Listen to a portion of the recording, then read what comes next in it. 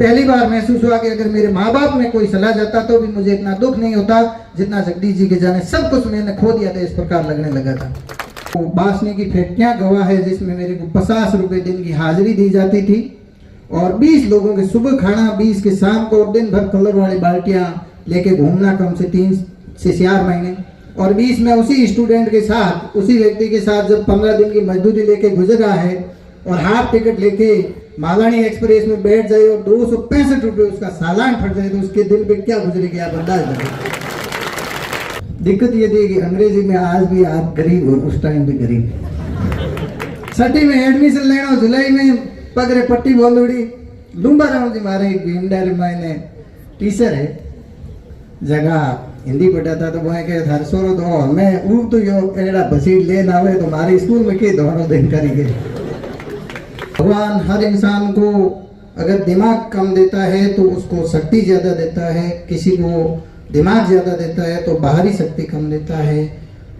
हर इंसान के लिए संघर्ष लिखा होता है। मैं मेरी अगर छोटी सी कहानी आपको बताऊं तो आप सोचेंगे कि एक साधारण से व्यक्ति के लिए इस प्रकार कैसे पॉसिबल है। मैं बताऊं 1997-98 में मेरे मम्मा पापा है जो बिल्कुल किसान ही है, बहुत गरीब डाउन टू अर्थ फैमिली से। इसमें मेरे को कहने में बिल्कुल हिस्सक नहीं है कि मेरे माँ बाप बिल्कुल इकोनॉमिक रूप से गरीब थे, परंतु वो मेहनत के और साहस के बल पे बहुत अमीर, दुनिया के सबसे अमीर माँ बाप हैं।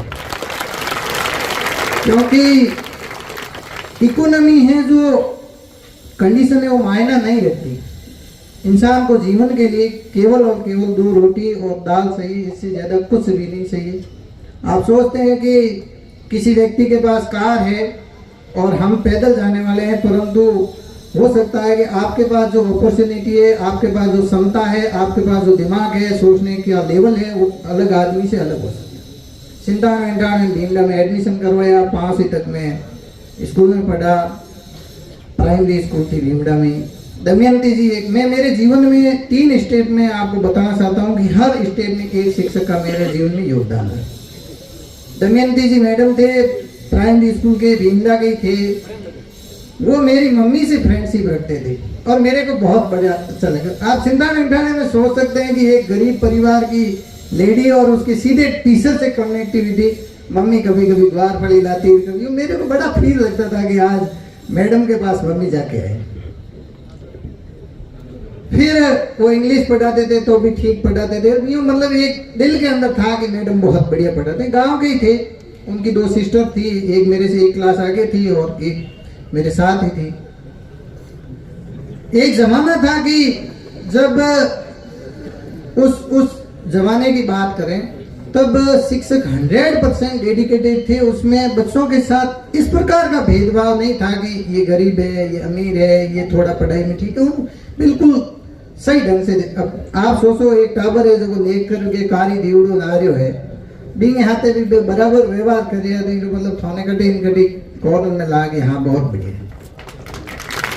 5वीं पास करी, 5वीं पास के बाद में थोड़ा क्लास में थोड़ा नोटोरियस था, क्लास का सबसे छोटा था। शुरू से मैं छोटा रहा पर नोटोरियस जरूर रहा। सकड़ी हुए गांव में आप देखोड़ी हुए तो आजकल के टाबरों के कौन देखोड़ी, सिंगल तारी सकड़ी और बीर लारे ध्यान है सबने। गर्मियों की छुट्टियां थी, दादाजी बैठे थे। कोई मेरे क्या एक पेशेवर जो धंधा रहा है वो जटपट्टी वाला रहा, भागला पड़ना वगैरह और डोड़ियों में आड़े पाड़े 10-15 किलोमीटर जगह गोवा। मतलब शुरू ही दादाजी ने भरोसा हो सोरो ठीक है, बाकी आड़न हॉक नहीं है दादाजी ने ठाओ बाटाड़ो 9 किलोमीटर दूर पड़तो, 3 पड़तो डोडा लान भेज देता, 8 रुपये किलो डोडा भी तो 2 रुपया मन देता भाड़े का किता 2 रुपया। जाओ तो 1 रुपयो, आओ तो पाड़वाणो रुपये में 2 कुल्फी मिलती, बाटाड़ो खान पाड़वाणो। बड़ा संघर्ष रहा, पर ये कभी फील नहीं हुआ मेरे पास पैसे कम है, मेरे पास दादाजी का जो प्यार था वो था। फिर आड़े बाड़े बाकल एड़ा 60 रुपया किले का होता भी तो 2 रुपया करना एडो कौन हो। आओ तो कहीं सकड़ी सलाह हो तो एक मोटो दगड़ पड़ियो, 2 दगड़ माटे पाव रो जो गोडो है इतो लंबो हेल पड़ गयो। छठी में एडमिशन लेना, जुलाई में पगरे पट्टी बोंदुड़ी लुम्बा राम जी मारे भीमडारी मायने टीचर है जगह हिंदी पढ़ाता तो वो के थार सोरो दो मैं ऊ तो यो एड़ा बसीट लेन आवे तो मारे स्कूल में के दोनों दिन करी गए। फिर मैं बताऊं आपको कि पापा जी गए पुलिस वेरिफिकेशन लेके आए, 6ठी से 10वीं तक भीमडा में रहा। भीमडा में एक और गुरुजी थे नाना राम जी, और मैथ का मैं भूमिया था। मेरे को इंग्लिश का टट्टा बट्टा नहीं कुछ नहीं आता, बस मैथ इतनी खतरनाक थी मेरी कि मैं जब भी 9-10 तक था वो सूत्र पढ़ने जो भी सवाल देते थे सबसे पहले करके लेकर। दूसरी बात, ये सामान्य जो मंच बैठे हैं सभी लोग, हर इंसान का अपना बचपन होता है। हर इंसान के साथ जो जिस संघर्षों से जिन चीजों से आप अभी गुजर रहे हैं उस संघर्ष से सब गुजरे हैं, हर कोई गुजरा है। तो होता ये था कि एक छोटी सी, हालांकि किस्सा है, नेगेटिव किस्सा है, परंतु सुना ही देता हूं। एक्चुअल उस टाइम आसपास के स्टूडेंट खर्ची तो सही थी, तो खर्ची वास्ते कहीं करना पड़ता हो कि सितंबर अक्टूबर एक महीना तो ग्वार मूंग मोट और लाटो लीड़ो होतो, 1 किलो का नहीं मूंग की नहीं मोट ले गाँव में ले जा तोला रेडी। मतलब ये बचपना था एक्चुअल में, मतलब शोर नहीं था, परंतु ये बचपना हर इंसान के साथ होता। केवल आप सोच रहे हैं कि मैं 100% ईमानदार हूं, ऐसा कोई, क्योंकि बचपन होता है और हर इंसान के साथ ऐसा होता है। तो 9-10 करी, फिर उसके बाद में मैं मैथमेटिक्स लेना था, सारा था, 61% बने, मैथ में ठीक नंबर आए। मैं बालोतरा गया, 1-2 लोगों को पूछा तो कि मैथ तेरे पूरे नहीं पड़ेगी। बालोतरा में मैंने एडमिशन लिया। मेरे आसपास चाचा का लड़का था, उसके साथ रहता था। दिक्कत ये थी कि अंग्रेजी में आज भी आप गरीब और उस टाइम भी गरीब। एक लेक्चरर थे, मैं ये बात बताता हूँ कि कोई भी गुरुजन ये नहीं चाहता कि अपना स्टूडेंट फेल हो, परंतु एक हुआ टाइप था कि अगर उन गुरुजी के कोचिंग में नहीं जाओगे, ट्यूशन पढ़ने नहीं जाओगे, फेल कर देंगे इलाके। सैटरडे संडे को हर बार छुट्टी रहती है, और आज भी मुझे याद है कि मैं सैटरडे के दिन एक सासी बजती है, वहाँ पे 130 रुपये हाजिरी दिया करते थे और वहाँ पे मजदूरी करने गया। 2007-8 में जब गर्मियों की छुट्टियाँ हुई, वो बांसने की फैक्ट्रियाँ गवाह है जिसमें मेरे को 50 रुपये दिन की हाजिरी दी जाती थी, और 20 लोगों के सुबह खाना, 20 के शाम को, और दिन भर कलर वाली बाल्टियाँ लेके घूमना, कम से 3 से 4 महीने। और 20 में उसी स्टूडेंट के साथ, उसी व्यक्ति के साथ जब 15 दिन की मजदूरी लेके गुजरा है और हाफ टिकट लेके मालानी एक्सप्रेस में बैठ जाए और 265 रुपये उसका सालान फट जाए, तो उसके दिन पे क्या गुजरेगी आप अंदाज लगाइए। ये हकीकत का वाकया आपको बता रहा हूं। भाई ने वहां से स्कूल छोड़ी और वापस घर आ गया। अंग्रेजी में अपने फेल हो जाओ और फेल हो जाओ ना, डेरो सब डब्बा डब्बे। भाई डर तो रहता ही है। आ गया वापस आने के बाद में खेत में काम कर रहा था। मेरे से जस्ट 2 क्लास आगे पढ़ने वाला एक स्टूडेंट था, ठाकरा राम नाम था, वो वर्तमान में टीचर लगे हुए। उसने पूछा पवन आज गाल कहीं करेगा? करने के भाई मजूरी करो बाकी स्कूल तो छोड़ गाड़ी। उसने एक लहजे में कहा पवन तू रेगुलर 12th कर ले। जब उसने रेगुलर 12th की कही तो मेरे पता नहीं माइंड में किस प्रकार, जैसे कि मैं सुबह जल्दी गया बालोतरा और टीसी लेने चला गया। बाटाड़ू सीनियर स्कूल नजदीक थी। बाटाड़ू जाने के बाद में, बालोतरा जाने के बाद में भगाराम जी काकड़ सर, मेरे हिसाब से यहाँ कोई जानते होंगे, लेक्चरर थे जियोग्राफी के। उन्होंने कहा कि बेटा तू और बाटाड़ू दोनों छोड़ के आया। उस दिन ही मना किया, मैं एडमिशन मत ले, तू वापस चला जा, अब टीसी नहीं मिलेगी। दयाराम जी पटेल प्रिंसिपल साहब थे, निवेदन किया, टीसी तो दे दी पर आगे एडमिशन कहाँ ले। बाटाड़ू में 250-300 की स्ट्रेंथ, सितंबर अक्टूबर का महीना, नया एडमिशन दे नहीं, क्योंकि बाटाड़ू एक मिड में था। 15-20 के आसपास गांव से स्टूडेंट आते थे, आसपास के जो भी सर्कल से गांव थे। एक बाबूलाल जी नाम से गेस्ट फैकल्टी में गुरुजी लगे हुए थे, उनसे निवेदन किया तो जगदीश जी सर थे जो पासाराम जी के बहुत प्यारे स्टूडेंट रहे हुए थे। तो जगदीश जी से निवेदन किया कि एक स्टूडेंट है ठीक है पढ़ाई में और उसका एडमिशन कर दिया जाए तो ठीक रहेगा। एडमिशन कर दिया, ये 2009 की बात है। उन्होंने मेरा सुक्के से एडमिशन कर दिया और जगदीश जी दिखते भी, मैं तो काफ़ी हूँ हट्टा कट्टा हूँ, बिल्कुल छोटे दिखते थे। बस से हम जैसे 7 बजे स्कूल में साथ गए तो स्टूडेंट उनका ये जगदीश जी, मैंने कहा ये जगदीश जी ये क्या करेंगे, मेरा एडमिशन करवा देंगे, यूँ मतलब एक पूर्वाग्रह टाइप था मेरे माइंड में।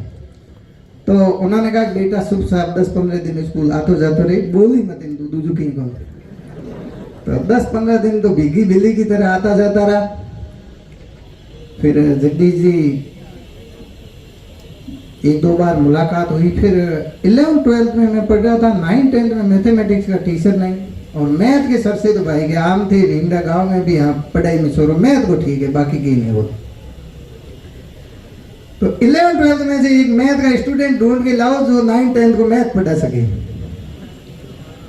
तो भाई ने मैथ पढ़ानी शुरू की, 9th और 10th की, 11th-12th पढ़ा, 100% 2 बार रिजल्ट रहा। मेरे एक मित्र बैठे यहाँ पे पृथ्वीराज जी, क्लास फेलो रहे हैं, मेरे को मैथ के हार्ड से हार्ड क्वेश्चन ला के देते थे। क्लास में हम साथ पढ़ते थे, ए पवन करे बता दो ठा पड़े था नवे तो मैं 1 मिनट में करके दे देता था, मतलब यूं शुरू से था। फिर जगदीश जी ने मेरे को एक बार वहाँ जो कोटड़ी है रावलसा की, मतलब वहाँ पे स्कूल है सीनियर सेकेंडरी, उन्होंने कहा कि बेटा तुम इस प्रकार बढ़िया मेहनत कर और एक दिन अफसर बन जाएगा। मैं दूसरे दिन घर पे गया, मम्मी को कहा मम्मी एक मार्च हाई स्कूल में बहनियों के बेटा तुम अफसर बन गई। अफसर कही मम्मी सप्रासी, मम्मी मेरी बहुत प्यारी दोस्त थी, बहुत प्यारी दोस्त। मतलब अगर जीवन में बचपन में सबसे अच्छी दोस्त रही थी तो मम्मी रही थी। हर छोटी गुण अवगुण हर छोटी चीज के लिए वही बताती थी। मैंने सबसे पहले मम्मी को बताया। मम्मी ने कहा बेटा, मैंने कहा मम्मी अपने अफसर की खाडे में अपने तो सिर्फ और सिर्फ कोई सप्रासी अपरासी सरकारी नौकरी लाग जाए तो ही गए। दिन आगे बढ़ते गए, 12th में आया, मैंने जगदीश जी सर के भाई साहब कुमाराम जी थे, वो वहाँ रहते थे। पृथ्वीराज ये मेरा जो फ्रेंड है यही मेरे को बाटाड़ू खींच के लेके गया। फिर फ्रेंडशिप हो गई, सर्वप्रथम तकरार होती है तो बाद में फ्रेंडशिप बढ़नी है। फिर जगदीश जी सर के साथ रहना शुरू हुआ, पढ़ाई करी, 12th करी। 12th करते ही भाई की शादी हो गई। अब देखो बचपन में शादी कर रखी है और फिर उस इंसान का गोना हो जाए, एक परिवार की जिम्मेदारी, एक तो पे वहीं खाली रही खाते भले। धीरे धीरे जगदीश जी का लेक्चरशिप में सिलेक्शन हो गया पॉलिटिकल साइंस का। उस टाइम इंटरव्यू हुआ करते थे और आरएस की भी सर तैयारी करते थे। मैंने कहा सर मैं आपके साथ चलूंगा। भाई तो उनकी पोस्टिंग हुई, मैं उनके साथ गया। 2011 में पटवारी की फर्स्ट भर्ती आई। उस भर्ती के लिए मैंने रात और दिन खुद को झोंक लिया। एक लक्ष्य राजस्थान आती थी, लगभग 700 के आसपास पेज थे। उसमें किस पेज पे किस लाइन में क्या शब्द लिखा हुआ, एक एक चीज मुझे याद हुआ करती थी। राघव प्रकाश और तीसरी थी RS अग्रवाल मैथमेटिक्स की A to Z point to point हर चीज याद रखी थी बहुत अच्छे तरीके से। हालांकि समय ज्यादा खींचता होगा सर, मैं 5 मिनट और लूंगा। फिर उसके बाद में मेरा सिलेक्शन नहीं हुआ। वजह ये थी कि 2 बबल थे, वो परीक्षा में छूट गए। जब से मेरे जीवन में जगदीश जी आए मेरे को संघर्ष करना ही नहीं पड़ा। उन्होंने कभी अमीरी गरीबी का फील होने नहीं दिया। परिवार में 7 बहन भाई थे हम, फिर भी वो एक ऐसे इंसान थे जिन्होंने जीवन में माँ बाप भाई दोस्त सब मतलब जो रिश्ते निभाने वो सब निभाए उन्होंने। फिर उसमें सिलेक्शन नहीं हुआ, फिर तैयारी करता रहा। एक बार तो सोचा कि यहाँ से मैं टर्न ओवर ले लूं, परंतु भगवान बुद्ध का एक कथन है कि जीवन में इंसान सफलता की राह में 2 भूलें करता है, या तो वो शुरुआत नहीं करता या वो 20 में से लौट आता है। अगर आप आरएस की तैयारी कर रहे हैं, किसी भी एग्जाम की तैयारी कर रहे हैं और वापस लौट के जा रहे हैं, तो आप उससे पहले ये चीज सोचना खुद पे कि मेरी गर्दन पे किसने तलवार रखी थी कि मेरे को आरएस की तैयारी करनी है या फिर आईएएस की तैयारी करनी है या फिर पटवारी करनी है, ग्राम सेवकी करनी है। आपको किसी ने मजबूर नहीं किया, आप खुद मजबूर हो रहे हैं कि आप उस लाइन में जाए और आगे बढ़े। उसके बाद में थोड़ा और संघर्ष आता है, थोड़े दिन उठापटक चलती है। फिर मेरा 2012 में सर्वप्रथम आर्मी में अल्टीमली ऑफिस नासिक में सिलेक्शन होता है एज ए सप्रासी। 2-3 महीने रहता हूँ। फिर गैंगमैन में मेरा सिलेक्शन होता है। ठीक 6 महीने में बढ़िया सांडा दौरा गैंग नंबर 61 में 7-8 महीने नौकरी करता हूँ। फिर 2013 की पटवारी की वैकेंसी आती है, उसमें बाड़मेर में मेरी 3rd रैंक रहती है। फिर मैं 3 साल पटवारी रहता हूँ। उसी दौरान जूनियर अकाउंटेंट की भर्ती आती है, उसमें मेरा सिलेक्शन होता है क्योंकि पटवारी की 2400 ग्रेड पे थी। मैं सिर्फ और सिर्फ ये ग्रेड पे ही देखता था कि तनख्वाह कितनी अपनी ऊपर नीचे हो सकती है, बाकी कुछ नहीं कर सकता था। फिर जूनियर अकाउंटेंट की पोस्टपोन हो गई भर्ती और दोबारा जब यूआरओ का एग्जाम आया 2016 में, आरएस जो फ्री थी वो कैंसिल हो गई, दोबारा हो रही थी। मैं आरएस की तैयारी करने ही वाला था। जगदीश जी ने कहा ये executive officer, revenue officer Rajasthan की बहुत बड़ी प्रशासनिक सेवा है, इसके लिए तो बेटा तैयारी कर, और ऑब्जेक्टिव टाइप है। फिर उसमें मैंने करीब 4-5 महीने तैयारी करी और 20 पोस्टें थी राजस्थान में। मेरी राजस्थान में 100 रैंक थी और उसमें भी सिलेक्शन हो गया।